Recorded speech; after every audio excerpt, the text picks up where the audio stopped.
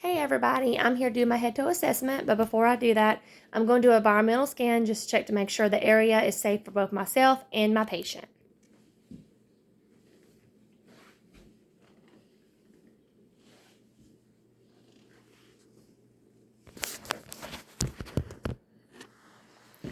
So I'm going to gather all my supplies before I enter to the room to complete the head toe assessment, including all my equipment for the vital signs and any other additional information or equipment that I would need.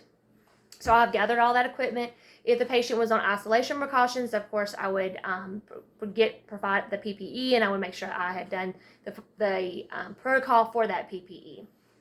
And then going to enter the patient's room. Of course, I would not to allow to be entered. I would wash my hands and provide hand hygiene. I'm going to go into the room. I'm going to provide privacy at 360 degrees. Making sure that the blinds have been closed. If there's curtains in the room, I would pull the curtains, making sure the door is closed behind me. I'm going to introduce myself. Hi, I'm Veronica. I'm the nursing student today. I'm going to be the ones taking care of you, and we're going to be completing a head to toe assessment. Before I concluded with any other information, I'm going to verify my patient. Can you verify me your name and date of birth? Travis Coffey, 5984. I would verify that with his wristband if he has one, as well with the electronic medical record, making sure that I do have the correct patient before I proceed with any other additional information. I have done that, so then I'm going to start with the head to toe assessment. The first thing I'm going to do is I'm going to wash my hands. I'm going to put on some gloves to make sure that hand hygiene has been completed. If the patient is in a bed, I would raise it to a comfortable level for me. And then I would start with the vital signs. I would check the patient's blood pressure. But before I did that, I'm going to find out a little bit about the history of the patient because that is part of the assessment. Do you have any type of heart problems, lung problems, such as AFib, heart murmurs, asthma, any type of heart or lung disorders or diseases? No. Okay, is there any reason why I cannot take your blood pressure in either arm? No. Okay, once I have completed that, then I will take his blood pressure. The normal blood pressure is 120 over 80. The systolic would be 90 to 140, and the diastolic would be 60 to 90. I'm checking his blood pressure. I'm going to move on. I'm going to check his radial pulse. I am feeling for that pulse, it would be normal, would be 60 to 100. Anything below that, below 60 would be considered bradycardia. Anything above that, above 100 would be considered tachycardia. I am going to check the respirations. Normal respirations is 12 to 20. As I'm checking the respirations, I'm also checking his breathing as well. I'm inspecting it. I'm checking to make sure that his chest is raising up and down equally and symmetrically, making sure that checking the depth of it. I'm making sure that he's not having any difficult breathing or using any excessive muscles like his stomach muscles to breathe, making sure that he's not having any difficult breathing and it is normal. Normal respirations, again, as I said, it was 12 to 20. I would then move on and check his temperature. I would check his temperature to see what that is. Normal is 98.6, but it can range from 96.7 to 100.5, but anything over 100 would be signs of temperature, and I would want to watch that more closely and treat that. I'm also going to check his oxygen level, so I would check that with the pulse ox. I would check that oxygen level and making sure that it's above 95, so 95 to 100 would be considered normal. I'm going to ask him his pain level, so if you can tell me from 0 to 10 what your pain is at this moment. 0. If he has said anything besides 0, I would have went in more depth of why that he's having that pain. What does the pain feel like? Is it stabbing? Is it aching? Where is the pain? What makes it worse? What makes it feel better? I would use a Coulter method. Once I find this information, does it radiate? Is it generalized, etc.? Once I find that information, I'm going to try to treat it, whether that be with medications or if it is with a non-medication like a heating pad or reposition, etc. Now that I have done the vital signs, I am going to move on to his orientation. So I'm going to find out, he's done told me his name and date of birth, which means he's oriented to himself. So now I'm going to find out if he can tell me the place, the situation, and the time. So can you tell me where we're at, what we're doing, and the day?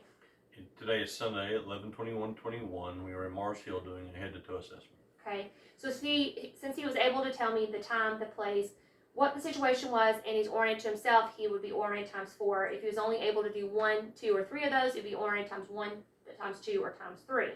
I'm also checking his mood as I'm going along. He seems to be happy, seems to be comfortable. It doesn't seem like he's having any pain, so I would check that. I'm checking his behavioral and his mood, and he seems to be normal on that. So then I'm going to move on from the oriented, since I've already checked that information. I'm going to move on, and I'm going to start the head-to-toe assessment. So I'm going to start with the head.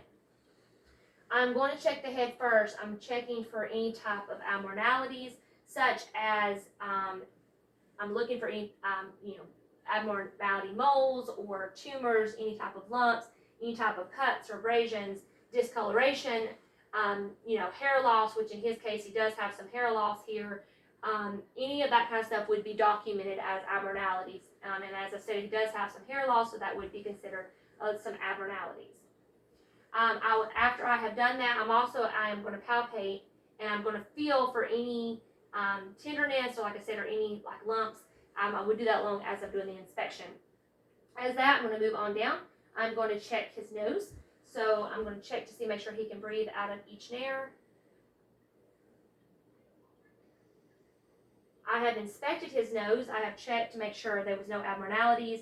I don't feel for any abnormalities. I don't see any abnormalities.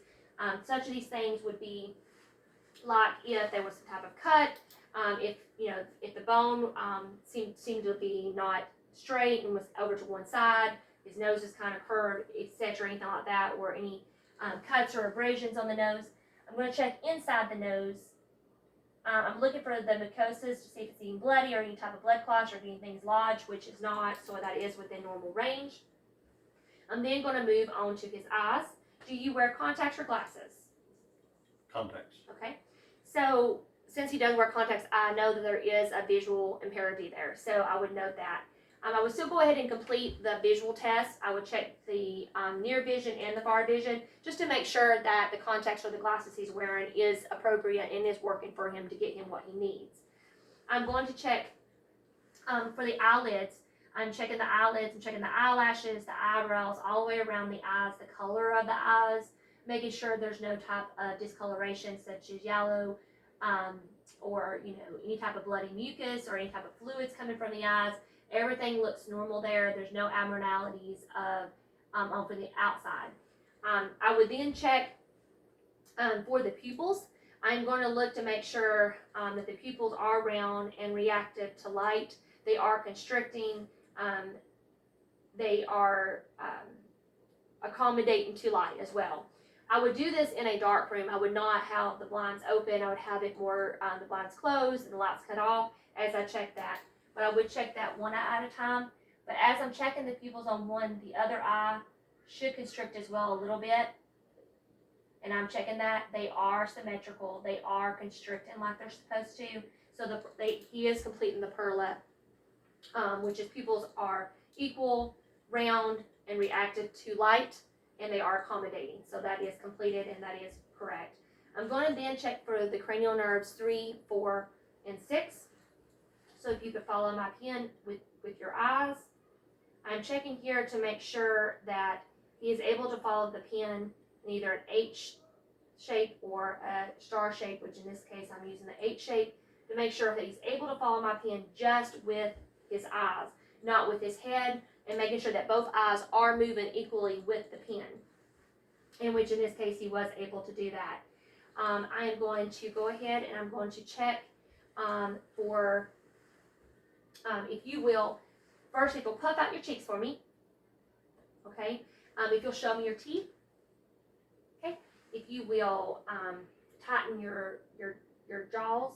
So I'm feeling for any abnormalities here in the neck and the jawline, making sure there's no lumps, no tenderness. I've already inspected the skin, and as I go along from head to toe, I am inspecting the skin from head to toe. I'm looking for any type of discoloration. I'm checking the temperature of the skin. I'm checking, making sure there's no edema. So I have checked, and moisture. And I'm also checking for any like lesions, cuts, bruising, abrasions, anything like that that would need to be noted as well. So now that I have checked that, I'm also going to check his mouth. I would give him something to taste if I was checking to see if his taste was intact. Probably something sour and something sweet, so he could be able to tell me what those were. I'm going to have him open his mouth and stick out his tongue and say, ah. Ah. Okay. I would also take and I would do a gag reflex here to check to make sure that his gag reflex is in thing. I'm looking inside of his mouth. I'm checking the mucosas to make sure that it is moist, that the color of his mouth is normal like it's supposed to be. I would check all his teeth to make sure he has all his teeth intact. I would note if there's any type of cavities, any type of like blisters or sores in his mouth, making sure that the palpate in the back is, open your mouth one more time, making sure that the uvula in the back is doing like it's supposed to when he says ah. I'm looking for the roof of his mouth, all the way around his mouth. I'm just checking and making sure that everything is within normal range. I am then going to move on and I'm going to check his hearing. So I'm going to look on the outside of his hearing. I'm checking the ear on the outside and the inside, checking for any type of earwax, any type of fluid draining from the ears, such as blood or anything like that, earwax. I'm checking to make sure that they are symmetrical, that they do not have any type of discoloration. I'm going to check to make sure they have no tenderness, to make sure that they, are normal. I'm going to do the whisper test, so I'm going to whisper 2 things in your ear, 1 in each ear. I want you to repeat what I say. Socks. Hat. Okay, he was able to hear me. Do you wear any type of hearing aids or any type of implants for your hearing? No. So I would note that he does not have any type of hearing aids or ear implants. I'm then going to move on and I'm going to have you push against and resist against my hand. So don't, this side too. Can you shrug your shoulders for me? Okay. I'm going to check his carotid artery. I'm going to feel and palpate his carotid artery, making sure that it's equal. And his is 2+. 1 would consider to be weak. 3 and 4 is pounding. 4 is really pounding, then they would be a concern with the blood flow. I would also check it with my bell of my stethoscope, and I would listen. I should hear the S1 and S2 note.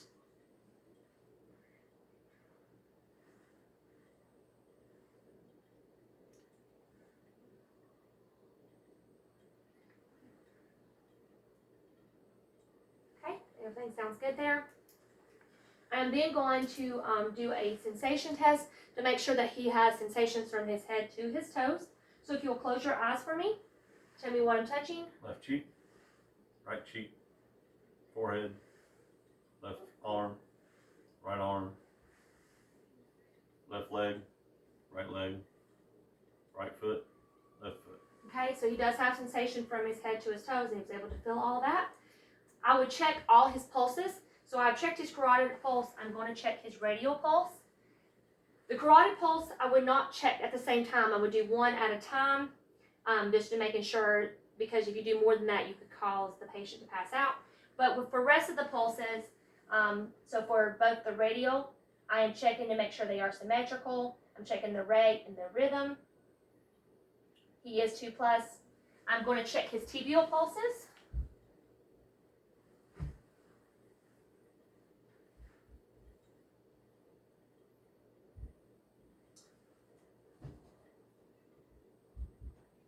Making sure they are equal and the rhythm is the same and the depth.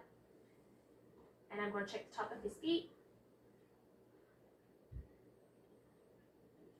Those are normal. I would also check his femoral arteries, which are right here. I would check and make sure those are as well, are equal and bilateral, and the same. Okay, I'm going to move on down. I have checked his head, I've checked his eyes, his nose, his mouth, I've checked his mucosas. We have done the gag reflex and the ah reflex. I have checked his eyes to make sure they are perla. He was able to, the 3, 4, and 6 was intact. So I'm going to move on down and I'm going to start listening to his lungs. So here I would listen first with my diaphragm and then I would listen with my bell. I am listening for normal sounds. So they should be clear. There should be no wheezing or any type of crackling, any signs of the possible fluid buildup in his lungs. So I would listen to each area, again, once with my diaphragm and then again with my bell. I would have the patient take deep breaths. I would listen to all 5 lobes.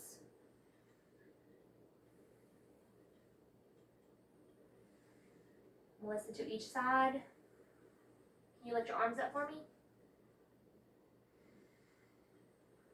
Your other arm. If you'll turn around, I would listen to the back. Again, with the diaphragm of my stethoscope and also with the bell.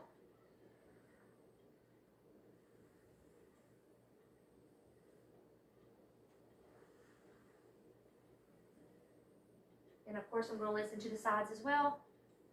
Okay. Again, I'm listening to make sure that the lungs sound clear. There's no wheezing or crackling or any signs of abnormalities in his lungs. So they should just sound really clear, a deep kind of sound. I'm then going to listen to the heart. So I'm going to listen to all 5 parts of the heart. I would listen with the diaphragm again and with the bell in each area. I'm going to start with the second costal space, which is the aortic.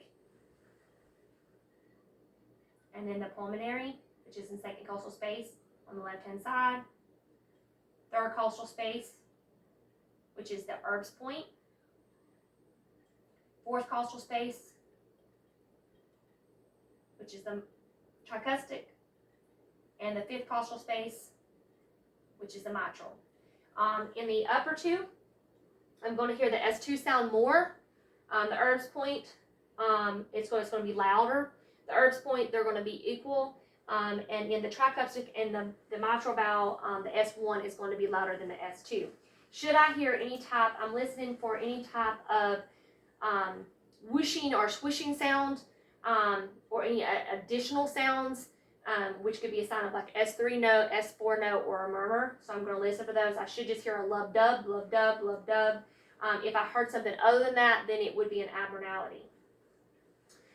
Now, I'm also going to palpate. So I would inspect, and then I would palpate the chest for any tenderness. I'm feeling for any abnormalities. I am looking and watching his chest rise and fall, making sure, again, that it is symmetrical on both sides. I'm making sure that he's not using any excessive muscles to breathe. I'm looking for how deep he's breathing or how shallow he's breathing. So I'm looking for the rhythm and the rate and the depth there on that. And so again, I felt for any tenderness. I would percuss. So do you do percussion? I would use my middle finger and I would tap. I am listening for the sounds. If I'm over the lungs, it's more of a hollow sound. If I'm over like the heart or the liver, it's going to be more of a dull sound because it's over a solid mass. If I heard something in an area that wasn't like that, then I would be concerning. So say if I was over the lung sound and I heard a heart sound, then that would be concerning. I'm then going to move down to his arms, and we're going to do a little bit of range of motion. So if you can copy what I do. So if you'll bend your elbows, if you'll raise your arms above your head, out by your side, down by your side, straight out, arms up, wrist. I want you to bend your wrist. I want you to rotate your wrist. Okay, if you'll stand up, we'll do some lower extremities. So if you'll put your leg out to your side, other leg. Oh, let me move, I apologize. Leg up, other leg up. Rotate your ankle, rotate your other ankle. Okay, you can have a seat. I'm going to test his strength in both his upper extremities and his lower extremities. So if you can squeeze as hard as you can. I'm testing to make sure that both are equal and that he has the same amount of strength in one arm as he does the other. I want you to press down on the gas pedals, okay? And I want you to press up without pushing my feet up. Good job. So I'm feeling there to make sure that his extremities, lower extremities are the same thing, that they are equal, and he has the same amount of strength in both his left leg as he does his right leg. Okay, I'm going to move on, and I'm going to listen to his stomach. We would listen to the stomach first before we would palpate or percuss, or we would inspect first. Of course, I would be looking for any abnormalities in the stomach. I'm looking to make sure that it is round, just like the chest. You want to make sure it's not barrel chested.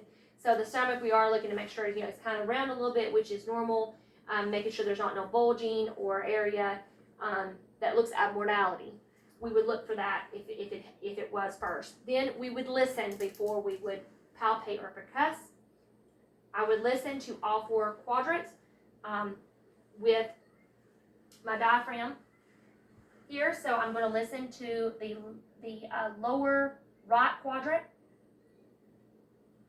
upper right quadrant, the upper left quadrant, and then the lower right quadrant. I am listening for a full minute. If it was abnormal, so if I did not hear 5 to 30 sounds, then I would, at that time, then I would listen for a full 2 minutes in each quadrant. Okay, so I have listened to his stomach, I have listened to his heart and his lungs. I have checked his strength in both his upper extremities and his lower extremities. And so then I'm going to, again, I stated as before, I would inspect from head to toe all throughout, making sure there was no edema, there was no moisture. I would check the temperature, the color, any type of that. On the stomach, not only would I listen, but I would also palpate. I would note of any tenderness that he had. I would percuss. And I would listen for the sounds. So if I'm over the liver, it should be more of a dull sound. I am then going to check for his capillaries. So I'm going to check the blood flow. I would check every finger and every toe. I want them to be 2 seconds or less. Or 3 seconds or less. 2 seconds is normal, 3 seconds is normal, but you do not want to be more than 3 seconds for the capillary. I would check his fingers, and I also would check his toes the same way. If for some reason we was not able to check his feet, say that he had some toes amputated or anything like that, we would check as closest to the toes as we possibly can so that we can check the blood flow in his feet and in his fingers to make sure the blood flow was going all the way down to his lower extremities. I have checked all his pulses, his carotid, his radial, his femoral, his tibial, and his posterior feet. I'm going to check, I've already checked his strength in both his feet and his legs. I've listened to his heart, his lungs, and his stomach. So I have completed my head to toe assessment. Thank you.